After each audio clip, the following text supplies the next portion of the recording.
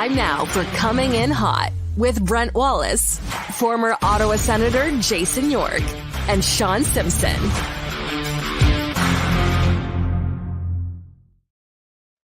Hi, everybody. Welcome to Coming In Hot. No Jason York today, Simmer, so no story for you two. No, there'll be no story time, but yeah, maybe a little expanded air time for both of us and have a little bit of fun. As I saw you were shooting from the rink today and starting to get some of the hockey vibes, even just rookie camp, but still exciting time that finally somebody has hit the ice. Wally Vision, back in I know, full I saw force. that. Little trademark action as well, eh? That was from, so during COVID, they would be they would go to whatever, Edmonton. I would watch on my laptop practice that they would feed back into, and I record it and send it out to the fans. So that's how Wally Vision all started. So, long time ago. Well, and also it's funny when you see everybody out there, those first days of training camp. I think to mine, being a rookie, everybody comes in on that first day. The pucks are just, they're flying everywhere. Everyone's in great shape. Everyone's feeling good and all pumped up. And you're thinking, my God, is this going to be like this every day? And usually the adrenaline wears off. But as I said, mentioned on Twitter, both as a player, to management, to scouting, it's just an exciting time. You know, he's certainly not the roster of prospects that we've seen from Ottawa in previous years. But still a number of players that people are excited to take a look at. And hey, no better way to measure them than against their own peer group, as they'll have the opportunity to do that in Buffalo. It'll be exciting. Before you all continue to remind me of the microphone issue, it's an issue that somehow this software will not connect to any of the microphones I have tried today. So I'm not sure why.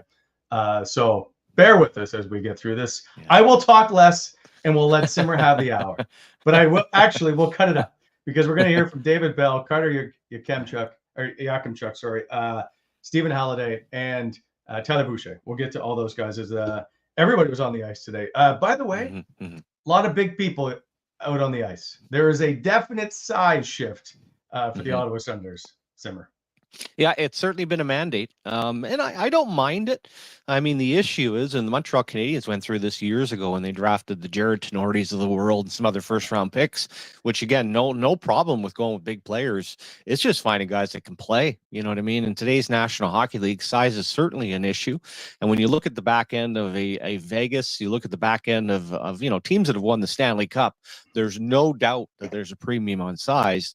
The question is, or the issue is, outside of the first round itself, guys can be projects and they can be big and that can look great on paper as you go into a rookie tournament, but can they end up playing? And I look at a guy like Eliasson that was drafted out of Sweden. Yep. He is a major product, and I don't expect him to be a star at rookie camp. It'll be interesting, even Wally, to see where he ends up playing. But that's one of those kids that you got to be real patient with, because I do think there's something there. It's just a question of what is going to be the proper development path for him. So there is, we can put the picture back up, TJ. Maybe it was by design, maybe by mistake. There is Toure and Eliasson together, 6'7".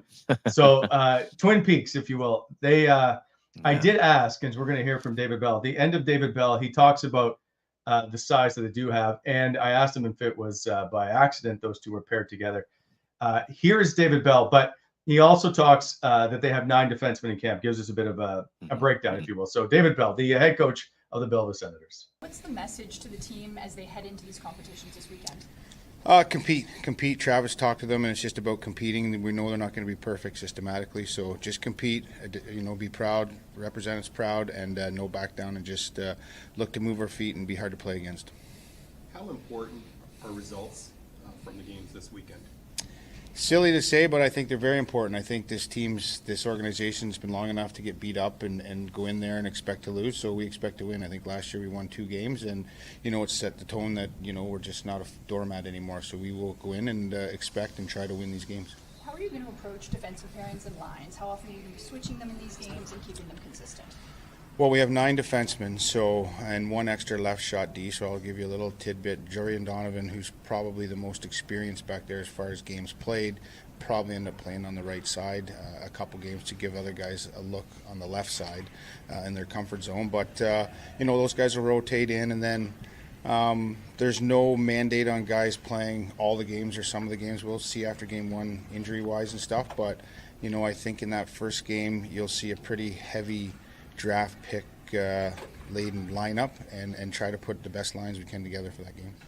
Notable size difference compared to last year. I look up at and I know I'm not a big guy, but jeepers, those guys on the back end there, that's a bunch of trees back there. So the big fella there, the Swede, he's I'm interested to watch him playing with his aggressive style, what he does out there. So there is some excitement around, and David Bell, always great for a quote. And anytime you can use jeepers in a scrum, it's a good day. Yeah, it's also interesting, the coach's mentality, Wally. Any coach that steps behind any bench at any age wants to win hockey games. But I'll say this very honestly, having, again, had teams in Traverse City with Washington, been doing it with Toronto and London.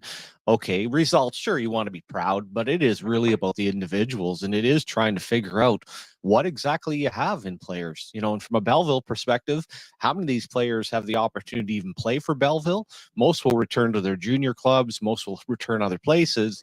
You're trying to evaluate, and again, every coach wants to win. You want the organization to be proud, but setting any type of tone for the season as far as a carryover from a strong rookie camp, I'm not quite feeling that one. But as I said, for the scouts, you're just excited. You've scouted these kids. They're finally putting on a Sens uniform. They're going to play against other teams, and it's really, really, this in the World Junior is just a real nice chance to get an evaluation of what you think you might have drafted and what you have to do to get to the next level or get to the National Hockey League. And you certainly didn't see it today. Like, people were like, oh, how did they look? This was day one after the summer of doing some flow drills.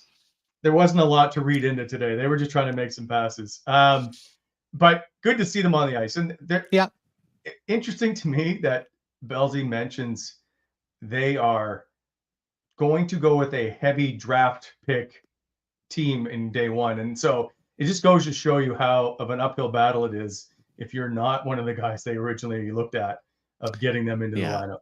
Yeah, it is, Wally. And it's funny you go through, and I would say generally with most teams, if you can legitimately, step back, and it's hard at times when it's your own players, but if you can look at 3 to 5 players who you think, okay, legitimately have a chance to play in the National Hockey League, that's on the high end side. So that's even why some of the discussions in the past is it really worth having a rookie tournament? Well, it is. That there's nothing wrong with that. But the other thing, again, part of the process, you have that next tier that's trying out for the American Hockey League. And then unfortunately, and as Ottawa's gone through some waves of graduating a lot of players, you got a lot of guys that are just playing for their hockey life. And then most times that's going to be for the East Coast Hockey League and be a call up to Belleville. So everybody slots in a little bit differently. But there's no doubt that, hey, this is about evaluating your draft picks. The tryouts that come in, there's the odd one that you all of a sudden bring in and you end up finding that diamond in the rough. But at the same time, not really wasting your time on that. Recognize who your prospects are, who the legitimate prospects are, and get your coaches and your development coaches working with them. Although I will say this year may be slightly different in the fact that this is kind of like the first year of the Steve Staios group, right? Yeah. And so maybe they've got guys that were here from before that they're not as attached to, and so they're bringing in some guys to look at. There is that option, but no, I agree with you, and it can change that quickly, Wally. Like, it is amazing. We drafted Nick Boynton back in the day, and that was basically in the change of regime, and all of a sudden a new group of scouts and coaches came in, and Ron Wilson didn't think much of him, and we ended up letting him go back into the draft, which I think if David Poyle had stayed as the manager, pretty low chances that would end up happening to a player. But no, this is really a fresh slate for the players, and for some guys like a Tyler Boucher, who cares that you're the 10th pick overall? Now it's just a real fresh opportunity to come in, let them get to know you. In his particular case, just hoping that the young man can end up staying healthy. Speaking of Tyler Boucher, who generates lots of attention, and because of that 10th overall pick, so we spoke to him after today. I gotta say, like, at some point we gotta back off he's always hurt. Like, he feels that. You can feel it in him of how hard it is to continue to try and answer these same questions over and over. So as you take a listen, I do feel for Tyler Boucher. I think he's put in a lot of work, and we're going to talk about the one thing he says he's switched to in the offseason, because we heard the same thing from Shane Pinto. Now I'm starting to wonder if we should all be on a new workout regime. Here's Tyler Boucher. Feeling good. Excited to be back on the ice. A couple good skates there, so ready to go. We know how many injuries you've dealt with. I mean, can you maybe just talk about how difficult that's been for you to deal with in your career? Yeah. I mean, it's definitely, it's pretty hard. I'm not going to lie to you. It takes a toll on me, but I think through them I've learned a lot, learned about what I need to do, and, I'm back, I'm healthy, it's in the past, and I'm not looking back, so I feel good. Tyler, how did you kind of spend your summer? I spent it back home. I was here obviously past 2 summers before, so it's good to go home, see my family, and it was a big summer for me. I changed some things, my training, tailor on the injuries and stuff like that, so I feel really good and I'm excited to be back. I was doing a lot of Pilates actually. Matt Nickel helped me out with that. He said I should do that, and I saw some big changes in my flexibility and stuff like that. But that was one thing I added. Every year is a big year, but for me, just being healthy again is something that I'm excited about. I know what I can do when I'm healthy, and if everything stays fine, then I'm not worried about anything. Yeah, obviously it's been a bit. It's kind of been this stop and start thing for a couple of years now. But like I said, I'm excited to be back. This weekend's nice because I gotta get a little warm up before main camp, and that's what's really important to me. So just to get my feet wet, shake off the rust, and hit the ground running. When you reflect on your last couple of seasons, 21 games last year, the year before 21, I think in the USHL it was in the 40s. When do you think you've been at your best? Just when I can catch momentum and play. So whenever I've had games where I can play a good amount of stretch, that's when I feel my best. Like last year, it was kind of brutal. I was main camp, got hurt, was lingering for about 3 months, and I got to catch a moving train halfway through the year, and then the shoulder. So it's like, it's kind of hard to get going, but yeah. He knows it's important. He knows it's an important year. Also, here's one little lesson, Simmer. Always check your work. I didn't look back and check that video, and I see the pictures are not sized properly. I apologize. Always check your work. But for Tyler Boucher, we said Pilates. We've heard this again. Shane Pinto talked about doing Pilates. So I'm wondering if this is the new way that they've got this group working out, for lack of a better term. Well, one thing you know about Matt Nickel, he's always on the edge, along with his Gary Roberts and the group there, Wally. They're the progressive group, and it does change. I mean, the changes that you're seeing with athletes, and when you see a Connor McDavid who works out with a Matt Nickel, and what is he trying to do on a short summer?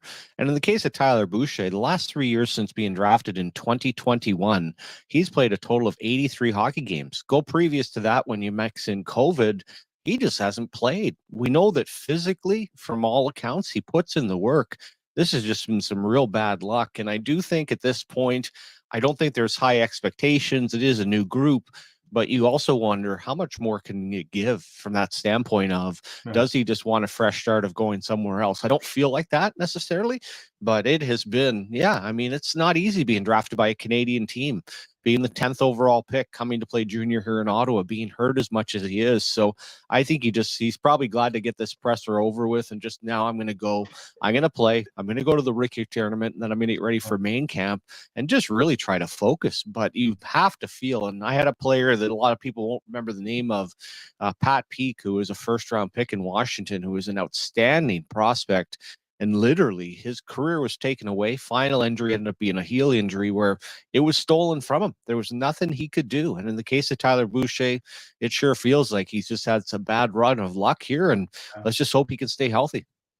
He did kind of allude to the fact that he needed to change his training, that he was, he didn't come out and say it specifically, but everybody talked who was in a training kind of profession. It was like, he's too over muscular. He needed to try and change a man that. child. Yeah, like I don't want to say Yakemchuk is the same way, but they're built kind of that same way. Yeah. So there's a lot of muscle. There's no flexibility. Yeah. And so you could sense it a little bit. So anyway, go ahead. Sir. Yeah, Sorry. and I was going to say that. I mean, that's why it makes it a science. Anybody can design a workout program. But every athlete, every person is completely different as to where they're coming from. So yeah, you try to modify, you try to get better. And there have been players in the past that we've seen go through long stretches of injuries earlier in their career. Then all of a sudden they just hit that sweet spot where they're comfortable physically. But this is the part, and you put a Josh Norris in there as well.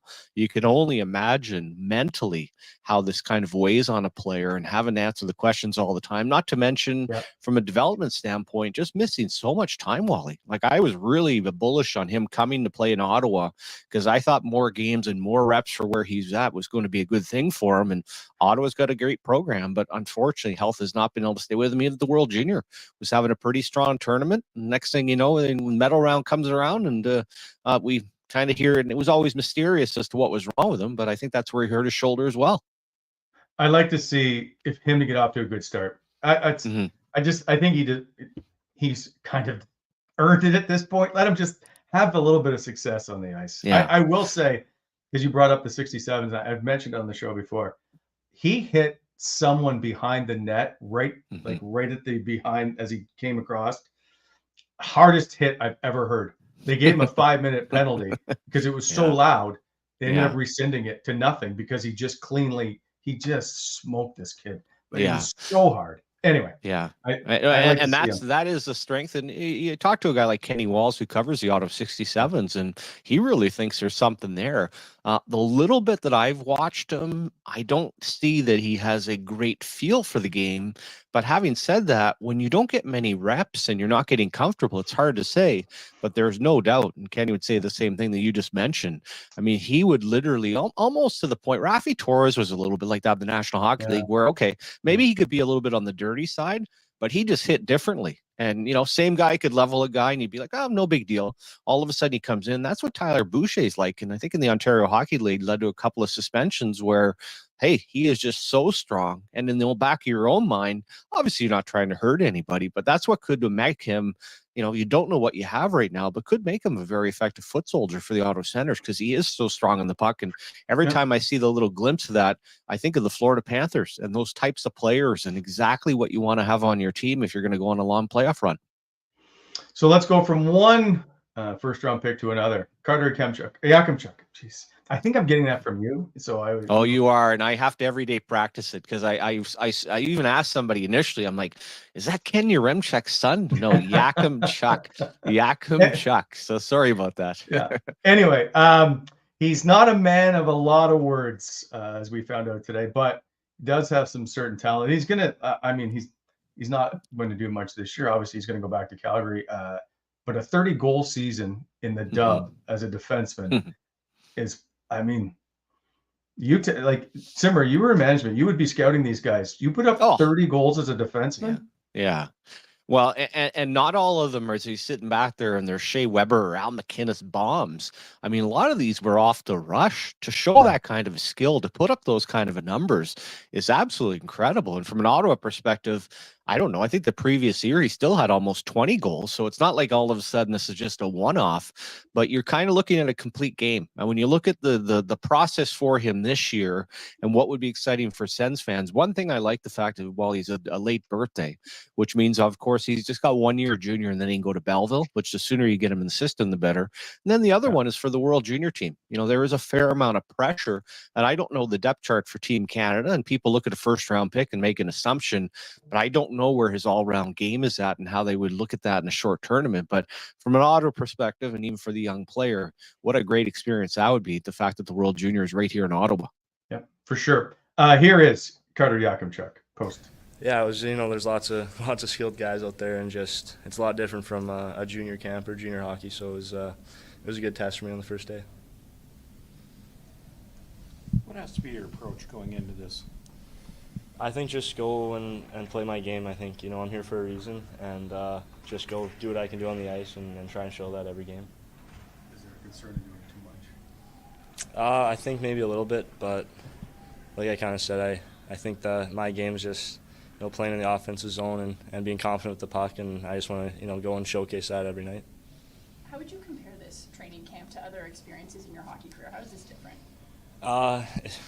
It's my first NHL training camp, so I think that's probably the biggest thing. I think just you know, the amount of attention it gets and all the different players from, you know, that all the Ottawa prospects here. It's my first NHL camp, so I'm really excited about it. Does it feel different competitive-wise and just with reaction or the interactions with other players? Yeah, I think so. I think everyone's here to make an impression and try and make an impact on the coaching staff and the general management. So I think, you know, they're all trying to be super competitive even in the practices and make an impression. So won't have a quick or early broadcasting career, but a good kid. Yeah, typical quiet big Westerner, right? You know, always it's those tough guys though come out. We're gonna throw you in, and you're just gonna answer a bunch of questions coming out. It can be daunting, no question. Oh, it is for sure. But hey, it's good practice. You know, good practice as you lead up to World Junior Camp, all the expectations that come with that. And I remember my first training camp, Wally, to be honest with you, I was just so excited to go. And I was just as excited to get back. And for a young player like this, well, of course, you're going to go from the rookie camp. He's going to go to main camp. Do they keep him around? Does he even see a game? I assume they do. But there's obviously no way that he's playing the National Hockey League this way. So it is really focusing. And of course, with Wade Redden on the staff, I'm assuming that'll be one of his key assignments is having somebody that can work with some of these young defensemen and basically fine tune them. Like we see by the skills, and I don't always look at points because you could be second assist or on a good power play. But as you said, 30 goals shows you, hey, there is a ton of raw talent with this young man. Now, how do you refine the rest of the skills, turn him into a good defender, turn him into a player that plays properly? And that's kind of where I go to the World Junior. We've seen players in the past that can be the Riverboat gamblers that coaches are kind of like, well, a little nervous whether I can trust them or end up putting them on the ice. And in this case, I'm just excited to kind of see what he's all about, to be quite honest with you. There's all the highlights we ever see is just him scoring goals. Yes, it's always every time I hear something about a Riverboat gambler, I remember the quote. I think it's Brian Kilray. The guy played 30 minutes tonight, 15 minutes for us and 15 minutes for them. Yeah, that's the player that's having an effect on both sides of the puck, right? Where you're just going all the time. You've got high risk turnovers, pinching in, you know, and again, on the highlights, it looks great if they show the offensive part of it. But as we know with the National Hockey League, even the American Hockey League for that matter, you've got to be trusted. They're certainly going to try to continue to develop that skill. And when you've got a right shot, you've got a big man like that, when you got that kind of skill, well, that's a pretty nice package to be working with. And Wade might be the perfect guy for him, right? That's his game. Great offensive talent. He's got that same kind of size. He's never going to, I don't think, blow you up in the middle of the ice. Like, yeah, I think it's a perfect fit. Yeah, I think so as well. And I always thought it was real important because I think defense, I mean, you can say that about forwards and goaltendings, but I would, and I've mentioned this a few times on social media, I'd have one on my pro staff that's a former defenseman. I'd have one on my amateur staff, one on my development, and certainly one in Belleville and one in Ottawa, because I do think it is so unique. And this opportunity that the development coaches have now, and to have somebody of the caliber of a Wade Redden going out and working with these young players when you can't get your hands on them for a year or two because of their eligibility for junior, it's real important in the development. And you're absolutely right. I can't think of a better player to work with a young player like that than a Wade Redden. Before we get to Stephen Halliday, there is it was nice to see well, it may be nostalgic for you. It was good to see maybe your relative on the ice here today as a goalie, Mr. Simpson. Yeah, I hope. Well, how do I going to word this? Yeah, for sure, not a relative. But here's a guy a couple of years ago. Watching him versus the Ottawa 67s in the playoffs, I was really mystified, Wally, why he wasn't drafted. He just absolutely stood on his head, had a great OHL career with London, and still, I believe, is just on an American Hockey League contract with the Ottawa Senators. So I am kind of intrigued. Forget about the name, although that's probably in and around the same number that I wore back in the day. But no, he had a real nice junior career in London. So be interested to see. He's probably ticketed for the East Coast Hockey League, but whether or not he can work his way up and earn himself a National Hockey League contract. Well, maybe you can have him over for family dinners. Before we get to Stephen Halliday, I just want this show proudly presented by Betway. By Bet365. Good Lord, today's been a day, Simmer. Today's been a day. Open an account with Bet365 today and bet on a huge range of markets. So whatever the sport, whatever the moment, it's never ordinary at Bet365. Use code DAILY365. Must be 19 years of age or older. Please play responsibly. And by BEI, Boucher Excavating Inc. Equipment sales, aggregate topsoil sales, all kinds of custom crushing and screening, and they'll do your driveway as well if you need that done. Beautify your lawn, if you will. Give them a call, 613-432-1120 or BoucherExcavating.com. BEI, helping to shape the Ottawa Valley. Please slow down in construction zones. Yeah, we got to mix in the curb appeal. That's always one of Yorkie's big terms for BEI. So, hey, want to spruce up the curb appeal and get his house sold. Maybe he's got BEI over there right now. Yorkie, well, he's probably doing some lawn care of his own on a golf course. That's true. That's true. He'll be back next week. So Stephen Halliday he continues to be an interesting one for me. We kind of know that players are pegged to go certain places, and I suspect that Halliday will be in Belleville, obviously, to start the season. There's just something about the way he plays, and I know he needs lots of games under his belt and some work. He's raw, but I really like the way he played in the playoffs last year. The guy ended up on the first power play unit for the most part with Belleville at the end in the playoffs. Stephen Halliday he's a huge question mark to me. I think he can make some noise, but not right off the top. It's intriguing, Wally, and also so important. And he ended up just having a couple of years at Ohio State, but getting those games in last year, getting the regular season games in, I believe 10, and then getting in 7 playoff games, also generated some points. Your comfort level when you come back, and he's going to play in Belleville this year, as to where's his skating at, but you can just see the hockey sense and the skill. And when a guy is 6'4", that's pretty darn hard to teach. So no, I think he's a real intriguing guy. And you're not wanting, this is one thing you have to be careful of, because as I said, the caliber of prospects, or the pool, is not crazy deep. You don't want to try to manufacture guys, but without a doubt, what he showed in Belleville last year, and even his college numbers in the 2 years at Ohio State, being basically a point-a-game player, I think that really has to have everybody in the organization excited. And these are one of the things, quite simply, at a rookie camp, what do you expect from a guy like that? Is to stand out. You expect him to be skilled, and I don't want to say head and shoulders above everybody, but you expect him as a little bit older guy coming out of college, that he's going to have a rookie camp where he can say, hey, it was real easy to find him in the games. Here is Stephen Halliday from practice. Like the AHL guys last year, and obviously the NHL team, so it's been pretty cool just to be around those guys. And then obviously today was pretty tough for the last 2 days with LZ, but it's going to pay off hopefully tomorrow. How did the feeling on the ice today compare to just the other couple of weeks of prep for you? It was good. It was good to get into some flow drills and back to like a practice and stuff. So it's been a little bit more skill work and stuff with the last skates the last 2 weeks, but overall it's been pretty good. Your playoff run in the end of Belleville season, did it change your approach to coming into this camp? I'll say the success you had playing in Belleville. Yeah, I wouldn't say it changed my outlook, but I kind of went into Belleville like trying to think about what I could work on in the summer to prepare me for the pro game. Just a little bit different than the college game, or being like 30 or so games, and then obviously playing with a lot bigger, stronger guys. But I credit a lot of guys like Heisey, Kerr was on the team last year, Bonji, like a lot of those guys helped me to translate pretty quick. So I was really thankful for those guys. But I wouldn't say my mindset changed at all, but I definitely think like it definitely gave me a little bit of confidence. Trained differently in the off season?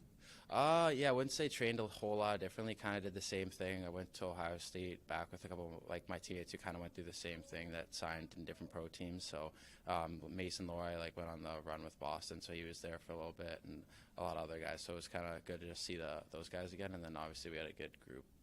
What was some of the feedback you got at the end of last season that you wanted to bring into this camp?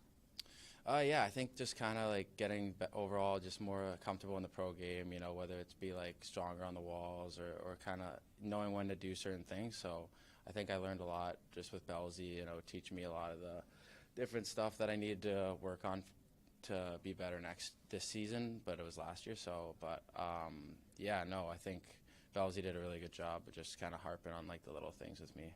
Typically, guys in your situation, leaving school at the end of the year to go, don't see as many minutes as you did. Clearly, you have to trust the coaching staff. What is it about your game that let them trust you so much? Yeah, I think with Belzy, it's like a two-way street. So I think Belzy's really honest, and that's what I love about him as a coach. So he kind of harped on me early on, like I got to play a certain way if I want to play, and obviously he asked me to step up a little bit and play a little bit more minutes towards the playoffs, and I was really grateful that he allowed me to do that. And then obviously I tried to do my best. What kind of expectations have you put on yourself for this weekend, but also the camp? Yeah, I think I've asked like a lot of guys, just being on the AHL team last year, almost all of them have done rookie camp. So I had really good like chats with, like, Kalev was telling me about his experience, or like Chucky did it last year. So they just said to have fun, like use it as like a tune-up, like make sure you're playing good hockey going into camp and stuff. And then obviously, like a lot of us like at rookie camp that are going into main camp, we're really using it as like a tool to get really almost like a leg up just going into main camp. Perfect. Thanks. Thanks. All right. Again, didn't check my work. Well, I like the mic placement though. And for the player, Wally, you're looking at one of the really nice things. The rookie camps, and I actually think about Ottawa was in the rookie camp back in the day in Gatineau. They were just a gong show. You know, the ones that I played in early in my career, there was no evaluation. I mean, everybody was loading up on tough guys, and finally people got their head around on the fact of, I think it was Derek Bugard 4 years in a row was with 4 different teams up in Traverse City. But okay, let's go and play a little bit here. If there's the odd beef, that's not the end of the world. But we know if you're a tough guy for the most part, what you can do. Now can you play? And also for the players, what's really changed over the years, no matter where you're drafted, and it used to be where the college players never came to development camps, never came to regular training camp, the access that you have to these athletes now through your development, through the summer courses, and then of course with the junior and the European players, it just gives you a leg up when you turn pro. And there's no hiding at the same time. It's not like you come in at 20 years old and be like, God, I've never heard this stuff, or this has never happened. I mean, you're on the radar for everybody. They know what the expectations are, and you got to put the work in the summertime, and obviously go now and earn a spot in the American Hockey League. And you said it earlier, and I couldn't think of the right word at the time, was hockey IQ. Stephen Halliday has a huge hockey IQ, and maybe it's because he went to Ohio State, so he's a college guy. As all the kids who go to college go, yeah, that's why we're so much smarter. I think the last send to come out of there, am I right? Did Eric Condor go to Ohio State? I know Ryan Dzingel. Ryan Dzingel, that's right. Because there haven't been a lot. I remember when Kessler was there, and there was a couple of others, but not really known as a program to turn out a lot of pro players. But hey, it looks like they've got a diamond in the rough here who spent time in the U.S. Junior League, a native of the Toronto area. But again, back-to-back years where he's a point-a-game player at the collegiate level certainly speaks highly of him. Yeah. Notre Dame for Eric Condor, by the way. Oh, okay, sorry. Fighting Irish. Oh, it's all good. We always like to have our facts checked here. Oh, they'll be right on you if you don't. So I learned that from 11 years on the radio. You're going to get corrected pretty quickly if you end up saying the wrong thing. So that's why I said I think, or maybe, or yeah. Well, there's still people mad at me about today's microphone. So yeah, same thing. And I do need to work on my shoulder or my triceps, because after a while the mic starts to sag a little from holding it a really long time. Right, one hand on the camera, one hand on the mic. Look, I like the placement right there. That's pretty good. Maybe you just have to get one of those ones that you can tie onto a stick or something. End up having it sitting there for you. I had a tripod, but I'm gonna have to have a chat with Mr. Mendez and Mr. Saint Laurent, because they didn't bother to tell me until after that they were setting up in this room, and of course TSN and Sportsnet were already set up, and so I didn't have time. So anyway. Even the press release for the rookie thing, the first thing people are asking me, I think they had 300 names on there, and somehow people identified that Ian's name wasn't on. And I thought he probably is the one that generated and forgot to put his own name on. And then it's just amazing what people pick up on. Where's Donovan? And where's this guy? And where's that guy? I'm like, listen, I don't know. They've got half of Ottawa on that press release, but that's how thorough and how excited fans are these days. But so different compared to the days of old, if you will. Like there's a long list of people now involved in the organization. Yeah, it is. You're getting back to being professional. You're getting back to, and I came back to Ottawa in 2011. At that point, the front office had some very good people in Tim Murray, Pierre Dorion, had Brent Flair. You had Brian Murray. You had a real good scouting staff. And then just slowly, You know, it was determined, and they thought it was better to have a smaller staff. And I'm not saying you have to be like the Toronto Maple Leafs, but the more boots on the ground you can end up having, and certainly from a scouting standpoint, it's important. But one thing Ottawa's done over the years, and I'll always give them credit for, they've been a very good development organization led by Sean Donovan. They have really, to me, I can't think of one player that all of a sudden went somewhere else, Wally, and took off. You know, if they didn't make it here in Ottawa or couldn't play in Belleville, I can't for the life of me think of anyone that all of a sudden, you know, Zibanejad was just a bad trade. But overall, I think they really have done a really, really nice job, and now they've got a little bit more manpower. I like to say Nick Paul just to kind of rub salt in the wounds of that trade, but that's Okay, yeah, he was yeah. still a pretty good player before he left, right? So Yeah, and that became more of a contract thing. But you're right. You know, like, and that's a fear. Like Mika Zibanejad is your biggest fear as a general manager. And I really felt there was some immaturity there. I didn't know that he'd really figure it out. But that's what scares you when you're trading players like that. And hey, sure, Brassard came in and played decently for you, but you're scared of those guys under 25 that all of a sudden you let them go somewhere else and they start to figure it out on and off the ice, start to mature, and then next thing you know, go next level. And that's exactly what Zibanejad's done. Yeah, I do remember at the time, because I've always liked Mika, and we've chatted throughout his career, is people, and you alluded to it, people like in the organization and players, some in leadership roles didn't think he was going to figure it out. They thought his DJ lifestyle or anything else he wanted to do off ice was getting in the way. And I wanted to go, like he was DJing at someone club downtown. And so I wanted to do a story on it at the time. And the Sens shut it down and said, don't, or you can't do the story because we want to kind of curtail that, if you will. Yeah, and I think having the hobbies like that, my God, it's awesome. You know, now if the guy's out partying every night and getting high or drinking or doing whatever, but who cares? What's the difference between being a DJ or playing golf?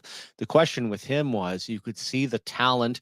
What was also very interesting with him is it was a weird development because his team in Sweden, I believe, was relegated the year he was drafted, Wally, right? So there wasn't an opportunity to necessarily play back in Sweden. So he had to bring him over, and he was probably too good for junior hockey at the time, but that may have been, you know, because at that time, really down the middle, they were pretty set with Spezza, Turris, and then all of a sudden Mika coming in, but it just took him a long time. And it also took some tough love. I mean, AV was pretty tough on him in New York, but as I said, he finally realized, you know what, I got to put the work in, and he's done that. And as I said, gone next level. He's a hell of a player. Yeah, he really is. Yeah. An easy guy to cheer for. I know that he didn't exactly enjoy my commentary on the radio, and I've never had a problem with that. I'm just trying to be honest. Where I think he asked Ian Mendez one day if I had or he thought he ran over my dog or something. So I understood that, but you also have to then at the same time give credit when credit's due and say, hey, you know what? There's nothing wrong with the guy having some hobbies. Now he's playing on the biggest stage, and you know he is one of the better centermen in the National Hockey League. It's interesting to watch how he's developed into I'll say the star he is. Also, before we go, Callian, as it was reported yesterday, now the away sponsor on the jerseys. So interesting to see. Claude Giroux, Tim Stützle, Jake Sanderson, and Thomas Chabot all showed up today to just to don the new jersey, if you will, or to show the Callian colors. And now I saw your tweet about Jake Sanderson being involved, and then I laughed because they made no mention of it at the presser of Jake was golfing with the CEO on Monday at the Marshes. Yeah, just always interesting, like these little things and behind the scenes. I really learned this from David Poyle working in Washington, but players look at everything, as you know, Wally. Do you have a seat in the room? What number are you having? You know, are you involved in the leadership group? What line are you on? Like they look at everything. And I just thought it was a real nice compliment to him, and also still kind of missing Brady Tkachuk. I know he's got more important things going on in his life than talking ice hockey. But no, that was a nice little sign. And as to is there a rationale? A couple of things I'm just curious, and not that we'll ever find out. I'd love to know what the value of these patches are around the National Hockey League for individual teams. And New York, obviously, versus in Ottawa is going to be different. Is the theory of just having it on the road, the simple fact that there's more people watching on television? I'm guessing that would be the rationale. Well, there's two things, and I'll be stupid for a minute. One is the home jersey's already taken, but two, if you are a multinational corporation that is in the U.S. a lot, which Callian is, if I'm not mistaken, they're a defense contractor, I believe. Okay. Then you are seen by companies that you work for or work with Okay, outside of yeah. Ottawa. I didn't realize there was a home and an away, so that's interesting, and certainly an interesting revenue stream for the National Hockey League. And I don't think in North American sports we'll ever get to the soccer world, God forbid. But it is interesting to see that, hey, teams are trying to figure out whatever way possible to generate extra revenue. Yeah, and the helmets were another one where they didn't have an away helmet sponsor for a while. They finally got that last year in Canaxis, which again is a multinational shipping company, if you will. So and I think like, the NHL's done a good job. You know, I think it. You know, the helmet one. It's neat to see each of the variations with each team. And as far as the jersey one, you know, I don't think that's taken anything away. You know, then of course with everything else, you get the comments about, it's not the right colors. I don't think the company's going to change its colors, but anyways, you're never going to satisfy everybody. But it's nice little revenue stream, and from a company standpoint, I barely notice it. What's also interesting, when people buy jerseys, a lot of people now want the advertising to be on it to make it feel more authentic. You want the real thing, absolutely. Yeah, exactly. I don't have an issue with the sponsorship on jerseys. It just It like I have a couple of European ones. I have one from SC Bern, which the collar is sponsored. I don't even mind that. Like, I know people. I love the entertainment value. Yeah, I got so used to it being over there, Wally. I thought it was so cool. And again, you have to understand, with these European leagues, there is no TV money. And if you want to pay decent salaries, advertising. But by the time, when Canada would go to a tournament, I liked when they'd have the cool World Championships. A lot of them had the Skoda on it. And you just start to get used to it. And the other part that, again, I don't think we'll ever see in the National Hockey League that I just loved, the Swedish league was the first one to come in with a gold helmet, which represented and basically put a stamp on you to go after you as the leading scorer on the hockey team. So I just thought it was pretty innovative, the different things that they did. And really, I thought that the Canadian jerseys with all the, when I was with Dynamo Minsk, we had the same thing. And to me, after a while, you just get used to it and think it's pretty cool. Well, so all the pictures we use of Yorkie, or whenever I cut his head out and stick it on something, he's wearing the helmet with the flames that he got playing in Switzerland. Yeah. So, and also just a shout out to the fact that Bern is such a beautiful city too. Well, what in Switzerland isn't nice, and that's a beautiful old barn as well that they end up playing in. We did the World Championships there one year. It was between Bern and Zurich split, and so the final was in Bern, if I'm not mistaken. It was great. I loved it. Yeah, I was at that tournament as well. Just gone over to the KHL and was there with Dinamo, or actually with the Belarusian team. And it was really nice. We were playing these. If it's the same tournament, one was in Bern, and then the other arena was just outside of Zurich. Wasn't where the Lions play. It was one of the they had Urasinov, the old Russian coach, was coaching there. At least that's the one I was at. That would have been 2009. So I don't know. It could have been different years. So I think Bern was the Jason Spezza, Danny Heatley year with Ken Hitchcock. So that's got to be. It's got I don't know. It all kind of dates you. The first one I ever attended was '96. That was Austria. But this tournament here, as I said, great memories of beautiful weather, and like I said, there's nothing that isn't beautiful in Switzerland. Very true. All right. Speaking of beautiful weather, let's get outside this weekend. It's going to be beautiful here in Ottawa, or wherever you may be visiting or hanging out. We thank you for stopping by. We're working on some stuff for next week that we will have ready to go, hopefully. So I've been trying to text with one of the player during the show to see if it's going to be 17 times. So let me just see. Nope, hasn't confirmed yet. Yeah, you can't get the, and I'm excited for training camp to start, but I guess I'm also at the point when you've covered it enough. I'm sure you're the same, Wally. You just can't get the preseason over fast enough, and the only thing you're praying for is the Josh Norrises and the Tyler Bouchers and everybody else, that everybody stays healthy. But the sooner you can fast forward to opening night, and just the hype and excitement, and how badly the fans, these have been some long off seasons. Like, you were basically, if you've been covering the Ottawa Senators, you've basically been a seasonal worker for the last 7 years. So it's going to be nice to, I think the enthusiasm as we get into camp and build through that, I think the market's going to kind of get a nice effect or a nice little bump from just the promise of a new season with this club.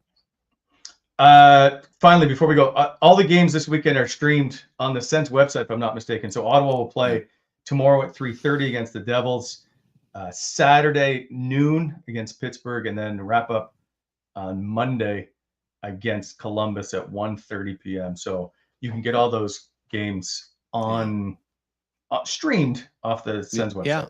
Yeah, and I'm sure there's a lot of people hungry for hockey, and our good friend Eric is going to be cutting clips of some of the different players. So I said to him, hey, cut some clips here. We'll do some scouting and have an opportunity. But yeah, I mean, this is, and I'm interested on the approach, especially when it comes to a Tyler Boucher. Part of he's like, well, just put him in one game and make sure he's healthy for camp. And then part he's like, okay, you might as well just go and play all 3 games here. Try to get through the darn thing. And hopefully we don't have a report or something that, hey, he can just finally get to a regular training camp healthy, can get to some exhibition games, and can start to be tracked as a prospect once again. Because it really, really, like I said, 83 games in the last 3 years. That's tough on anybody's development.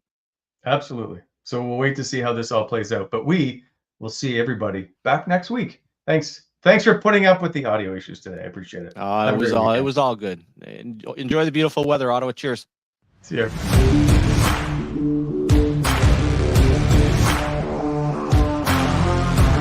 Thanks for tuning in to Coming In Hot. If you enjoyed the show, hit that like button and be sure to subscribe to never miss an episode.